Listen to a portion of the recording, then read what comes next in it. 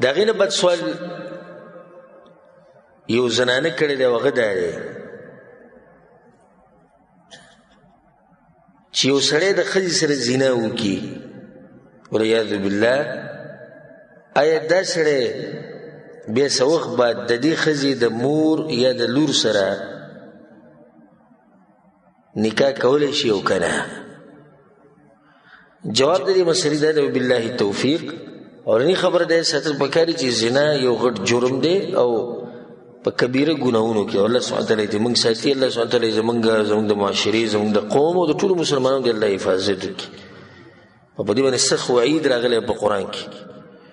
الله سبحانه تعالی د خپلو خاص بندګانو صفات ذکر کړي، عباد الرحمن والذین لا يدعون مع الله إلها آخر، هغوی شرک نه کوي، ولا يقتلون النفس التي حرم الله إلا بالحق، په ناحق باندې څوک وجني نه، ولا يزنون، او زنا نه کوي. ومن يفعل ذلك يلقى أثاما يضاعف له العذاب يوم القيامة ويخلد فيه مهانا. او چا چې دا کار وکړو، زنا یې وکړه، په دې ګناهونو کې واقع شو، نو دته به د ګناه انجام ملاویږي او هغه دا دی چې دی به الله سبحانه وتعالی به جهنم ته گذار کړي والعیاذ بالله. په دې مسله کې د علماو په منځ کې اختلاف دی. احناف علما دا وایي او حنابله دا وایي، کوم علما چې د امام ابو حنیفه رحمه الله په مذهب دی او کوم چې د امام احمد بن حنبل رحمه الله، هغه دا وایي چې دا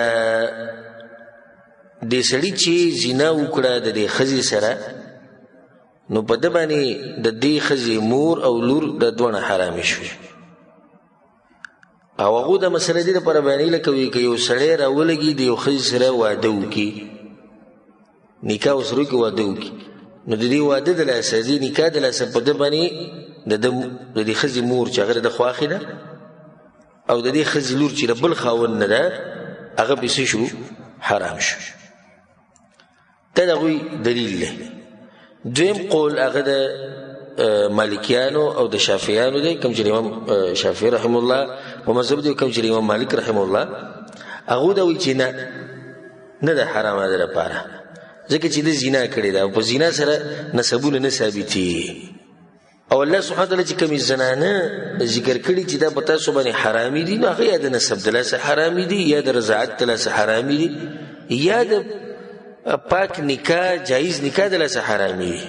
یو سړی د ښځې سره واده وکړي، نکاح وکړي په شرعي طریقې سره، او یو سړی د ښځې سره زنا کوي، کوم ځای کې دا دواړه یو شان دي، نو په دې سره حرمت نه ثابتېږي.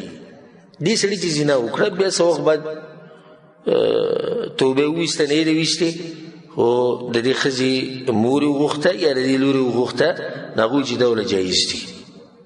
او صحیح خبر هم د دوی ده، ځکه شیخ ابن عثیمین رحمه الله دا مسله بیانوي په یو کتاب کې، نو بیا وایي وهذا من غرائب العلم ان يجعل السفاح كالنکاح. وی ناشنا علم دی او ناشنا مسله بیانه شوې ده چې نکاح او زنا دي یو شان شي. ځکه شیخ رحمه الله بیا وایي وهو من اضعف الاقوال، دا کمزور قول له انتهایی، کم چې د حنابلو ده او کم چې د احنافو ده. او صحیح قول د مالکیانو دی او صحیح قول د شافعیانو دی چې د هغوی سره دلیل په دې باندې مضبوط دی.